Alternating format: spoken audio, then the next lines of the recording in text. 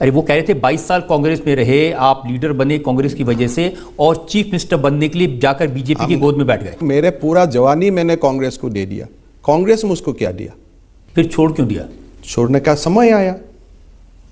मैं तो माँ को तो बिक नहीं सकता था, मेरा माँ तो असम है, तो असम का हित के लिए कांग्रेस को छोड़ना पड़ा, हंस हंस के छोड़ दिया। उस समय तो कहते थे कि माँ सोनिया गांधी हैं, भाई राहुल गांधी हैं। मेरा तो माँ का नाम नीलानीली देवी है, मैं कभी सोनिया गांधी को माँ नहीं समझा। हाँ, सोनिया गांधी अच्छी है, वहाँ तक ठीक है, लेकिन जो कांग्रेस का लोग बोलते हैं ना कि आप गांधी परिवार को बिट्रे कर दिया, यार गांधी परिवार और हिमंत बिश्व शर्मा का परिवार का बीच में क्या डिफरेंस है? आप भी एक परिवार है, रजत शर्मा जी का एक ही परिवार है। They are not on higher pedestal.